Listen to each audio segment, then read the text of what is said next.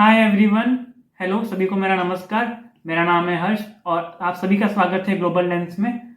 आज मैं बात कर रहा हूँ कर्नल सिद्धार्थ के साथ, जिन्होंने भारतीय सेना में अपनी सेवाएं दी थी। Good morning to one and all present. My name is Harsh Pragat. Today I am here with colonel Siddharth, a former veteran of the army, and we are here together to discuss about some very important topics that pertain to our national security post the Pahalgam attack.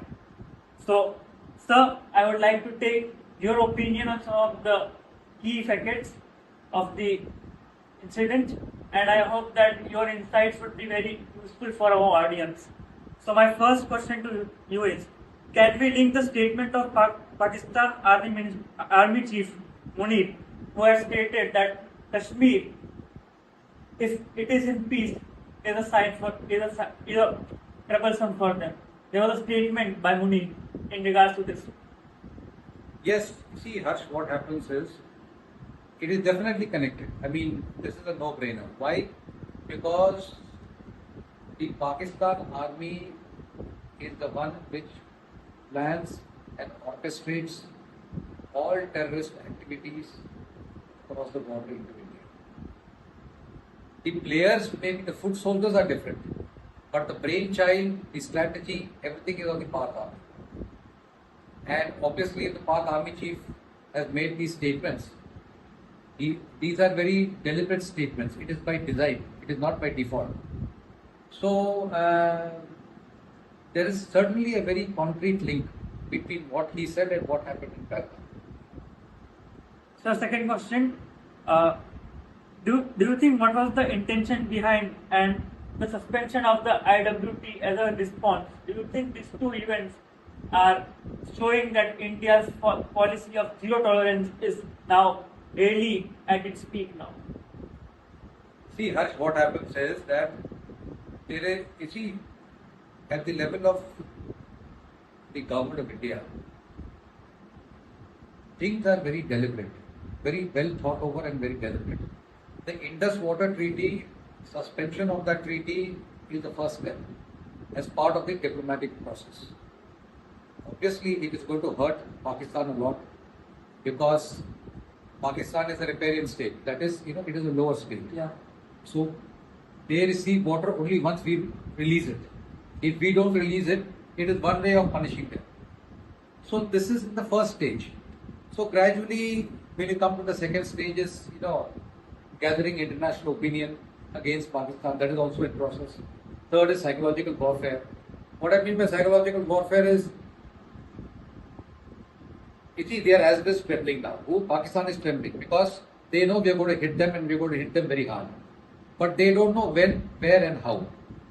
That is what is called psychological warfare. And the fourth is obviously hitting them hard. So it is definitely going to pay off. Suspension of the Indus Water Treaty is going to hurt Pakistan a lot. There is no doubt about it. And do you think the suspension of the Simla agreement that Pakistan diplomat did, it is nothing but a hasty generalization in response to the treaty or a tactical diplomatic measure? No, I don't think it is of any value because we were the ones who sort of downsized the the embassy staff. So they have reciprocated, and they putting the Shimla agreement. It is not going to make any much of a difference to us. That is, they have to do something, so they have picked on the Shimla agreement. It's as simple as that, and they have reciprocated what we had already initiated. In international diplomacy, it happens. If one country reduces the staff of the other country's embassy, it is vice versa. So there's nothing much to be read into it. Okay. It is the time now to get our overall will for getting Pakistan occupied Kashmir. Do you feel that time is right to push for? See, getting Pakistan occupied Kashmir back to us is a long-term aim of the Indian government. But you cannot club everything together. I think we should not club all these things together. getting back POK will result in a full-blown war. Understood? Now, I am nobody to comment on that, but what I foresee is that the government of India is going to hit Pakistan hard, extremely hard, and whether it is in POK, whether it is in Punjab, whether it is in Sindh, whether it is in multiple places, that that we have to see. Sir, last two questions. Do you think that India, along with other countries, which is seeing a rise of Islamic fundamentalism, which is giving birth to a lot of terror organizations, will be able to tackle the challenge? And how do you stop this local support that comes with it? No, it has to be stopped. Even the American representative has outlined that it is Islamic terrorism. See, Islamic terrorism is a global phenomenon. Why do you think what happened in Israel?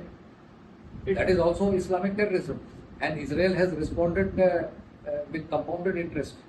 Okay, so there is no other option. Global Islamic terrorism has to be confronted and eliminated. There is no other option available. You can't say, okay, let us do this, let us not do that. It is not like that. Islamic terrorism is a global phenomenon. There are various state sponsors and state actors. It's quite a multifaceted, issue. So, but the solution is it has to be eradicated. Simple as that. मुझे उम्मीद है कि आपको ये video पसंद आया होगा, and ऐसे ही वीडियोस के लिए मेरे साथ बने रहिए, एंड मेरे चैनल को सब्सक्राइब करें, लाइक करें, एंड कमेंट करके मुझे अपनी राय ज़रूर दें। आप सभी का बहुत बहुत धन्यवाद।